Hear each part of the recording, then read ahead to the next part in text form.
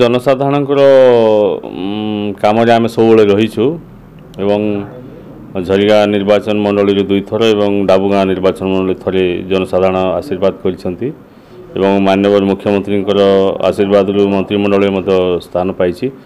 ଏଣୁ ଯେଉଁ ବିଭାଗ ଯେତେବେଳେ ଦେଇଛନ୍ତି ସେ ବିଭାଗକୁ ସୁଚାରୁ ରୂପେ ତୁଲେଇବା ହେଉଛି ଆମର କର୍ତ୍ତବ୍ୟ ଏବଂ ମୁଁ ତୁଲେଇଛି ମଧ୍ୟ।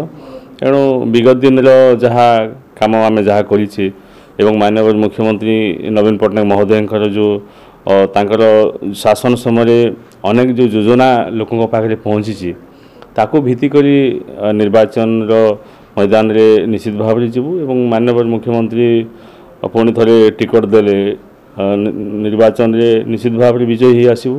ନାଇଁ ମାନ୍ୟବର ମୁଖ୍ୟମନ୍ତ୍ରୀ କାହିଁ ଟିକେଟ ଦେବେ ନାହିଁ, ଆମେ ଲୋକଙ୍କ ସହିତ କାମ କରିଛୁ ଏବଂ ଲୋକଙ୍କ ସହିତ ରହିଛୁ। ମାନ୍ୟବର ମୁଖ୍ୟମନ୍ତ୍ରୀ ଜାଣିଛନ୍ତି, ତେଣୁ ସେ ଟିକଟ ଦେବା ନ ଦେବା ସେଇଟା ମାନ୍ୟବର ମୁଖ୍ୟମନ୍ତ୍ରୀଙ୍କର ବ୍ୟାପାର।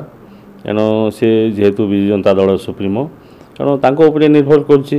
ଆମେ ଲୋକଙ୍କର କାମ ନିଶ୍ଚିତ ଭାବରେ କରି ଚାଲିଛୁ ଏବଂ ଏଭଳି କରି ଚାଲୁଥିବୁ ମଧ୍ୟ। ହଁ, ଆମେ ଆଶା କରୁଛୁ ବିଗତ 3 ଥର ମୁଁ ଯାହା ଯେତେ ଭୋଟରେ ମୁଁ ବିଜୟୀ ହେଇଛି ତାଠୁ ଅଧିକ ସଂଖ୍ୟାରେ ମୁଁ ବିଜୟୀ ହେବି, ଏଇ ଆଶା ମୋର ରହିଛି। ଲୋକଙ୍କର ଯେହେତୁ ଆମେ ତାଙ୍କ ସହିତ ଆସ୍ଥାଭାଜନ ହେଇକି ରହିଛୁ, ସବୁବେଳେ ଲୋକଙ୍କ ସହିତ ଆମେ ରହିଛୁ।